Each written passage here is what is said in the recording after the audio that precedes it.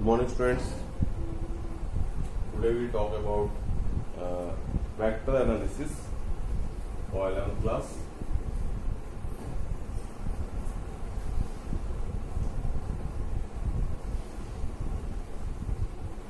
A vector scalar आपको मालूम है, scalar are those physical quantities which has magnitude only, and vector are those physical quantities which have magnitude as well as direction. Scalar वह quantity है जिसमें केवल magnitude होता है, direction का कोई एसोसिएशन नहीं होता. ठीक है, जैसे टाइम है, टाइम में डायरेक्शन का कोई रोल नहीं है. 3 सेकेंड आप बोल रहे हैं तो उसी से समझ में आ रहा है कि 3 सेकेंड के बाद बॉडी कहाँ पर है, ऑब्जेक्ट कहाँ पर है. और इसी तरह वर्क है तो वर्क भी एक स्केलर क्वांटिटी है. ठीक है, वर्क स्केलर है जिसमें डायरेक्शन का कोई रोल नहीं है. और भी एग्जांपल है, डिस्टेंस है, डिस्टेंस में कोई भी डायरेक्शन का रोल नहीं. अगर डायरेक्शन का रोल आ जाएगा तो वो डिस्टेंस ना होकर डिस्प्लेसमेंट हो जाएगा. स्पीड अगर किसी ने कहा कि 30 मीटर पर सेकेंड है तो उसका मतलब वो स्केलर क्वांटिटी है. लेकिन अगर बोल दिया 30 मीटर पर सेकेंड इन नॉट डायरेक्शन तो वह एक वेक्टर क्वांटिटी है. ठीक है, तो स्केलर और वेक्टर का कॉन्सेप्ट आपको क्लियर रखना है. वेक्टर वह फिजिकल क्वांटिटी है जिसमें मैग्नीट्यूड भी होता है और डायरेक्शन भी होता है. ठीक है, तो वेक्टर पे आपको ध्यान रखना है. और स्केलर वह क्वांटिटी है जिसमें केवल मैग्नीट्यूड होता है, डायरेक्शन का कोई रोल नहीं होता है. ठीक है, तो ये सब चीजें हम लोग डिस्कस करेंगे. और अब आते हैं हम लोग कि वेक्टर को हम लोग कैसे नोटेशन में लोग शो करते हैं. तो देखिए, कोई अगर मान लीजिए ए एक वेक्टर है, देखिए, और इसमें मैं ये भी आपको बता दूं कि फिजिक्स में काफी यूज होता है वेक्टर. तो इस चैप्टर को बहुत अच्छे से पढ़िए. और ये भाई आपसे पूछ कर नहीं आएगा कि मैं वेक्टर हूं तो मैं बाद में आऊंगा, है ना. हर टॉपिक एक रहता है, लेकिन वेक्टर मतलब समझिए फिजिक्स में मैक्सिमम यूज होता है. 80% 90% इक्वेशन में वेक्टर का यूज होता ही है. और वेक्टर कॉन्सेप्ट न्यूमेरिकल के लिए बहुत जरूरी है. न्यूमेरिकल आपका तभी अच्छा होगा जब आपको वेक्टर अच्छे से मालूम होगा. इसलिए वेक्टर को बहुत अच्छे से पढ़िए. एक तो कैलकुलस और उसके बाद वेक्टर, दो चीज पे अच्छे कमांड रखिए तो फिजिक्स थोड़ी इजी लगेगी. तो सबसे पहले हम लोग आते हैं कि नोटेशन में, जैसे एक वेक्टर है तो उसको हम लोग ऐसे लिखते हैं. ठीक है, ये ऐसा नहीं होता है. अगर मतलब मान लीजिए मैंने कहा कि ए एक वेक्टर है तो वेक्टर का डायरेक्शन इधर है तो हम इसको ऐसे लिखेंगे. ऐसे तो लिखा ऐसे जाता है. ये केवल नोटेशन, ये डायरेक्शन नहीं बता रहा, ये कह रहा है कि वेक्टर है. ठीक है, मान लीजिए बी वेक्टर, मुझे वेक्टर शो करना है तो बी के ऊपर क्या लगा, ये है. ठीक है, तो बी वेक्टर ऐसा होगा, भाई डायरेक्शन इधर होगा. क्लियर, ये ध्यान रखना. और वेक्टर का ये वाला जो एंड होता है इसको हम लोग टेल कहते हैं. और ये वाला जो एंड होता है इसको हेड बोलते हैं. ठीक है, ये टेल है और ये हेड है. ठीक है, और जो इसका जो लेंथ होगा, वेक्टर का लेंथ होता है इसका, तो इसके लेंथ को हम लोग मैग्नीट्यूड कहते हैं, न्यूमेरिकल लेंथ कह सकते हैं. तो उसको हम मॉडुलस से डिनोट करते हैं. किससे डिनोट करते हैं? मॉडुलस से. ए वेक्टर का मॉडुलस. ठीक है, और आते हैं इस पर और कॉन्सेप्ट. अब जैसे आते हैं सबसे पहले कि ए वेक्टर क्या है. जैसे क्लियर हमारा, तो मॉडुलस हम क्लियर हो गया. मॉडुलस एक तरह का मैग्नीट्यूड है, वो वेक्टर नहीं है. जैसे मैंने आपको देखा, इसमें देखिए दिक्कत क्या क्या आता है बच्चों को. ए है ना, अच्छा पहचानेगा कैसे कौन स्केलर है कौन वेक्टर है. तो क्या डिफरेंस है, और एक और है.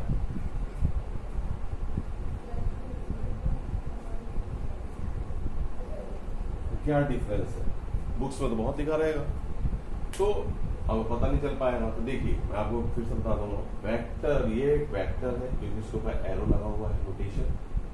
और बहुत बुक्स में, फॉरेन की बुक्स में ज्यादा होता है, वैसे एनसीईआरटी में भी यूज है. तो यह भी एक वेक्टर है. अगर बोल्ड लेटर में लिख दिया है इसका मतलब वो वेक्टर है. ठीक है, यह दोनों वेक्टर है।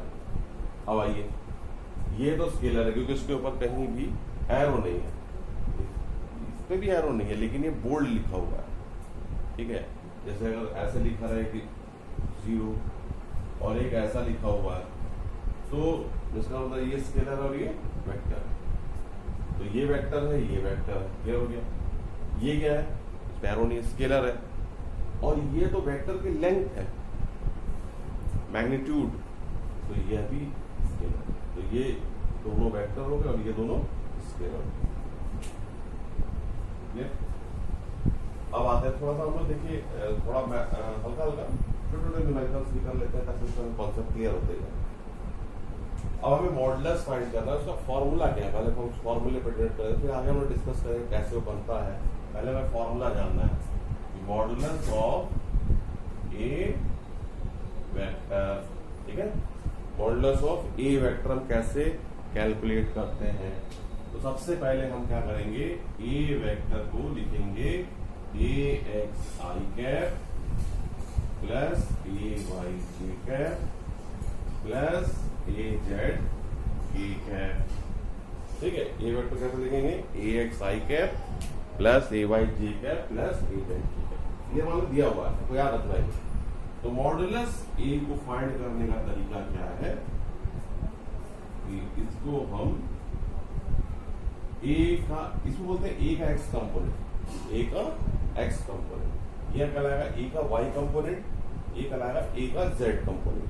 क्लियर, उसको हम डिस्कस कर लेंगे, पहले हम लोग थोड़ा छोटे क्वेश्चन कर लेते हैं। तो फॉर्मूला क्या है, इसको हम बोलेंगे मॉडुलस ऑफ ए वेक्टर। तो करते हैं ए एक्स का स्क्वायर ए वाई का स्क्वायर प्लस ए जेड। फॉर्मूला को याद रखना। जैसे एग्जाम्पल, जैसे मान लेते हैं यदि ए दे दिया minus i plus 2j plus 3k cap, तो हम इसको मॉडुलस कैसे फाइंड करेंगे। मॉडुलस ये फाइंड होगा, पहले इसको कंपेयर करें, कंपेयर विद, है ना, कंपेयर करते हैं ए वेक्टर को ए एक्स आई कैप प्लस ए वाई जे कैप प्लस ए जेड के कैप। अगर आप देखें तो ए एक्स कितना हो गया, यहां से -1, ए का वाई कंपोनेंट कितना हो गया 2, ए का जेड कंपोनेंट कितना हो गया 3। तो मॉडुलस ए क्या होगा, मॉडुलस ए का फॉर्मूला क्या बताया था हमने आपको, ये बताया था कि ए का एक्स का स्क्वायर ए वाई स्क्वायर प्लस ए जेड स्क्वायर। ए का एक्स स्क्वायर हो गया -1 का स्क्वायर 2 का स्क्वायर प्लस 3 का स्क्वायर। ठीक है, तो ये हो गया 1 + 4 + 9, यानी कितना हो गया 9 4 13 और ये हो गया 40 यूनिट्स। ठीक है, ये हो गया ए का। क्लियर, और हम लोग प्रॉब्लम पे आते हैं, दूसरा प्रॉब्लम देखते हैं। अब इसको मैं चेंज कर दे रहा हूँ, इसको कर दिया 2i, यहाँ कर दिया प्लस 3j, यहाँ कर दिया 4। तो देखिए कंपेयर करेंगे तो क्या आएगा, कंपेयर करेंगे ए एक्स कितना आ जाएगा, ए एक्स आएगा 2, ए वाई हो जाएगा 3 और ए जेड हो जाएगा 4। फार्मूला वही है। अब यहाँ पर ए एक्स का स्क्वायर क्या हो जाएगा 2 का स्क्वायर प्लस 3 का स्क्वायर प्लस 4 का स्क्वायर, ये बन गया 4 प्लस 9 प्लस 16, 16 9 25 4 29। ए का मॉडुलस कितना आ गया √29। क्लियर है, ठीक है। तो इस पर हमें, और अब हम लोग आते हैं यूनिट वेक्टर क्या होता है, what do mean by unit vector. Clear हो गया मुझे लगता है मॉडुलस के प्रॉब्लम्स। चलिए मैं आपको कुछ प्रॉब्लम दे देता हूँ, आप उसको करिएगा, है ना। इसके मॉडुलस फाइंड करना है आपको। जैसे ए वेक्टर, पहला क्वेश्चन दे देता हूँ, ए वेक्टर 3i + 5k + 2k, इसका मॉडुलस फाइंड करना है। तो मैं लिख दे रहा हूँ फाइंड ए का मॉडुलस। दूसरा क्वेश्चन, ए वेक्टर आपको दिया हुआ है -i + 6k + 2k। Question third, A vector है -i + 3k।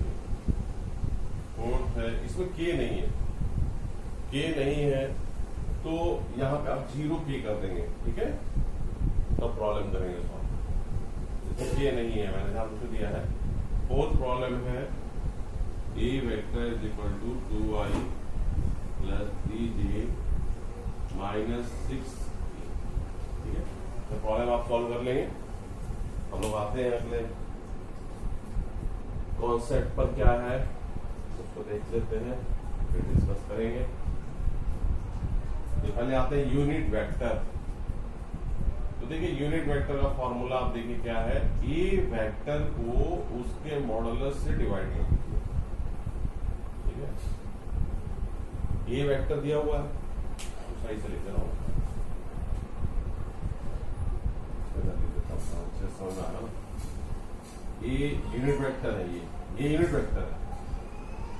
A vector A को इसके मॉडुलस से डिवाइड कर रहे हैं, ये है यूनिट वेक्टर। यूनिट, आप देखिए बहुत आसान है, यानी यूनिट वेक्टर मालूम करने के लिए आप उस वेक्टर को, आपको दिया रहेगा, उसका पहले केवल मॉडुलस निकालना है, उसे डिवाइड कर देंगे। अब यूनिट वेक्टर का मतलब क्या है, अगर ये ए वेक्टर है तो यूनिट वेक्टर का भी डायरेक्शन होगा उसी ए वेक्टर के अलावा। जैसे अगर ये ए वेक्टर है तो यूनिट वेक्टर का भी डायरेक्शन होगा उसी ए वेक्टर के अलावा, ठीक है, उसी ए वेक्टर के अलावा उसका डायरेक्शन होगा। तो ये कॉन्सेप्ट आपको ध्यान रखना है, यूनिट वेक्टर कैसे फाइंड करना है, ठीक है। तो इस पर हम लोग आते हैं और भी अगला, इस पर कुछ क्वेश्चंस करते हैं फिर। जैसे अब मैं फिर बताया ए वेक्टर इधर है, तो यूनिट वेक्टर का डायरेक्शन उसी वेक्टर के अलावा होगा, इसी, इसका जो लेंथ होगा वो 1 यूनिट होगा। जैसे एग्जांपल समझा, अगर इसका यूनिट 13 यूनिट्स है, ठीक है, ए वेक्टर की जो लेंथ है वो 13 है, तो इसकी लेंथ 1 यूनिट। अगर उसकी लेंथ 20 यूनिट्स है तो इसकी लेंथ 1 यूनिट। फर्क क्या है, इसका डायरेक्शन उसी वेक्टर के अलावा, ठीक है। अब आइए कि हम लोग एक्स वाई जेड एक्सिस के अलावा कौन से यूनिट वेक्टर होते हैं, ठीक है। तो देखिए अगर मैं इसको बोल रहा हूँ एक्स एक्सिस, ये कॉर्नर है एक्स एक्सिस और ये कॉर्नर क्या है वाई एक्सिस। इधर हो गया एक्स एक्सिस, ये हो गया वाई एक्सिस। तो जेड एक्सिस ये जेड एक्सिस, ठीक है, ये है एक्स एक्सिस, ये है वाई एक्सिस और जेड एक्सिस ये। अब इसको हम लोग जो ड्रॉ करते हैं वो इस तरह का ड्रॉ करते हैं। ये हो गया एक्स एक्सिस, ये हो गया वाई एक्सिस और ये हो गया जेड, ठीक है, X axis Y axis Z. X axis की ओर जो यूनिट वेक्टर होगा उसको हम लोग आई कैप से डिनोट करते हैं, राइट साइड इधर होगा। वाई एक्सिस के अलाउंग जो यूनिट वेक्टर होगा उसको जे कैप से, और जो जेड एक्सिस के अलाउंग होगा वेक्टर उसको हम लोग ए कैप से, ठीक है। और सभी एक दूसरे पे क्या है परपेंडिकुलर। आप देखेंगे ये वाई एक्सिस और एक्स एक्सिस क्या है परपेंडिकुलर, और जेड एक्सिस, ये एक्स एक्सिस अगर ये एक्स है, ये एक्स है, ये वाई है, ये जेड है, तो एक्स वाई के परपेंडिकुलर है, एक्स जेड के भी तो परपेंडिकुलर है और वाई भी जेड के परपेंडिकुलर है। चलिए हम लोग यूनिट वेक्टर कैसे फाइंड करते हैं उसका क्या जाता है, ठीक है। यूनिट वेक्टर के लिए क्वेश्चन निकालने वाले क्वेश्चन है कि फाइंड यूनिट वेक्टर। तो यूनिट वेक्टर कैसे फाइंड करते हैं, तो फिर इसका क्वेश्चन है जैसे फाइंड यूनिट वेक्टर, और ए वेक्टर आपको दे दिया है -i + 2j + सबसे पहले हम लोग क्या करेंगे, ए का मॉडुलस करेंगे। ए का मॉडुलस क्या होता है, ए एक्स स्क्वायर प्लस ए वाई स्क्वायर प्लस ए का, देखिए ए का एक्स कंपोनेंट बताइए कितना है, -1, या आप उसको कंपेयर कर लो, इसको इक्वेशन फर्स्ट कह लो, कंपेयर विद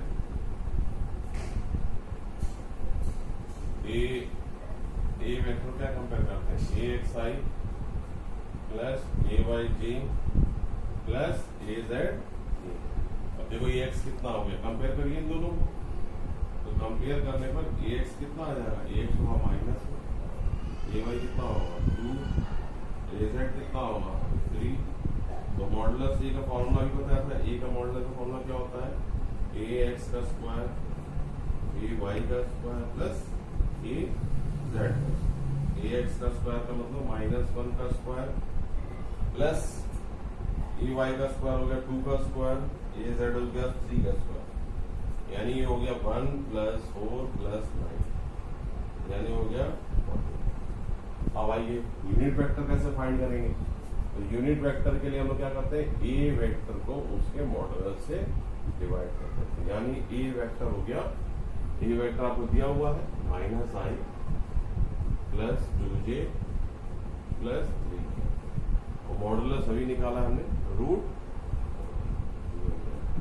दूसरा प्रॉब्लम हम लोग देखते हैं, दूसरा प्रॉब्लम मान लेते हैं, चेंज कर देते हैं 3i प्लस j प्लस 2। देखिए तो कंपेयर करेंगे तो ax कितना आ जाएगा, इसे कंपेयर करें, ax आ जाएगा 3, ay क्या आएगा 1, और az कितना आएगा 2, ये आ जाएगा, तो आप अच्छे से करें तो ये आएगा 3 का स्क्वायर 1 का स्क्वायर प्लस 2 का स्क्वायर, ये आएगा 9 + 1 + 4। चेक कर लीजिएगा, 9 + 1 + 4 10, ये 14 ही आ गया। तो बस केवल यहाँ चेंज होगा, ये वेक्टर कितना लिखा मैंने 3i प्लस j प्लस 2। ठीक है, ये प्रॉब्लम हो गया। अब आए नेक्स्ट प्रॉब्लम, एक और प्रॉब्लम फिर चेंज करते हैं। दूसरा प्रॉब्लम 2i या माइनस कर देते हैं, -j और प्लस 6। ये क्या पे कंपेयर करिए, ax कितना आएगा, इससे कंपेयर करिए, तो ax आएगा +2, ay आएगा माइनस, az आएगा +6। अब इसको हम लोग स्क्वायर कर लेंगे, 2 का स्क्वायर -1 का स्क्वायर -1 का स्क्वायर प्लस 6 का स्क्वायर, 2 का स्क्वायर क्या आएगा 4, 1 6 का स्क्वायर 36, 4 40 और 41। तो नीचे तो आ गया √41 और ऊपर आएगा ए वेक्टर, देखिए कितना दिया होगा 2i - j प्लस 6k। ठीक है, क्लियर हो गया होगा। अब हम लोग आते हैं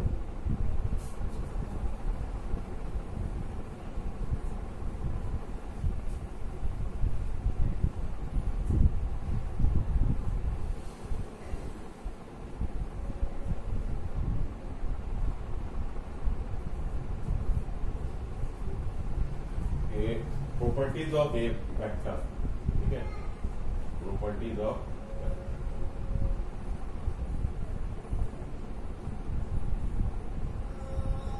देखते जाइए फिगर समझिए।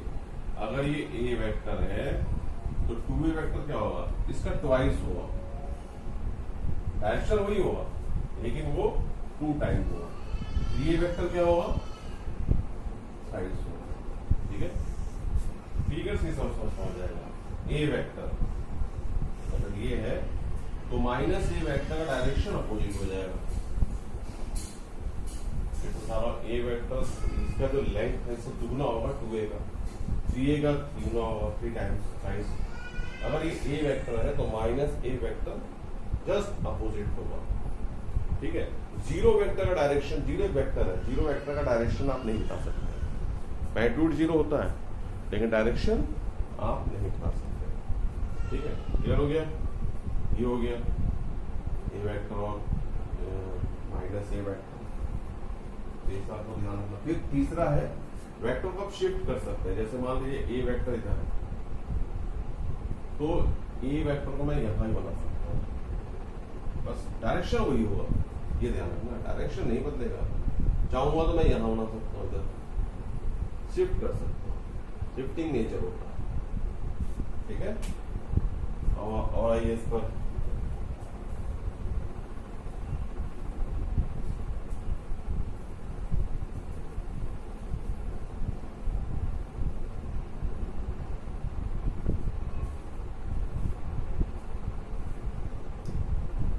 वेक्टर का, जैसे अगर आपको कह दे कि ए वेक्टर ये है, अभी मैंने आपको बताया था 2a वेक्टर, ये दोनों पैरेलल है या नहीं है? पैरेलल, क्योंकि तो यही बुकों में भी लिखा रहता है, बुक में ऐसा लिखा रहेगा ए वेक्टर ये है और इसको कह देगा ये लैम्डा ए, लैम्डा स्केलर है तो देखिए लैम्डा 1 भी हो सकता है, 2 भी हो सकता है, 3 भी हो सकता है, लैम्डा स्केलर है। तो ए इसका मतलब ए एंड लैम्डा ए कैसे वेक्टर हो गए? Parallel vector. ठीक है, ये पैरेलल वेक्टर जो है ये ध्यान रखना है आपको इसको। अगर लैम्डा निगेटिव है तो उसका डायरेक्शन अपोजिट हो जाएगा, लैम्डा का पॉजिटिव है तो इधर होगा डायरेक्शन, नेगेटिव होगा इधर होगा। एग्जाम्पल आप समझ सकते हैं, मैंने ये 2a को इधर बनाया होगा, -2a को इधर बनाया होगा। ठीक है, जैसे अब एक और एग्जाम्पल आप समझिए, जैसे ए वेक्टर मैंने ये ड्रॉ किया तो किसी ने कहा कि -2a ड्रॉ करिए, तो -2a पहले तो अपोजिट बना लेंगे इसका, ट्वाइस इतना है लेंथ इसका इतना होगा। अब क्योंकि -2a है तो अपोजिट हो जाएगा -2a। किसी का नहीं, मैं a का हाफ बना लीजिए तो a का हाफ हो गया -a/2। किसी का नहीं इसका प्लस बनाइए तो प्लस क्या होगा? प्लस का डायरेक्शन इधर हो जाएगा +a/2। ठीक है, इसका हाफ प्लस है तो डायरेक्शन इधर होगा। ये सब कॉन्सेप्ट बहुत यूजफुल है, बहुत यूज होता है इसका, तो आपको ध्यान रखना है, इसलिए मैंने आपको ये सब चीजें लीगर से समझा दिया है। ठीक है, अब हम लोग आते हैं dot product. Dot product multiply नहीं है, ध्यान रखना है, ये वेक्टर का प्रॉपर्टी है। बहुत फॉर्मूले इसको सेटिस्फाई करते हैं, इसीलिए सब कॉन्सेप्ट आया है डॉट प्रोडक्ट। डॉट प्रोडक्ट क्या होता है? जैसे ए वेक्टर डॉट बी वेक्टर, ये डॉट कहलाता है। इसको हम लोग निकालते कैसे थे? ए का मॉडुलस, बी का मॉडुलस और कॉस, इसको हम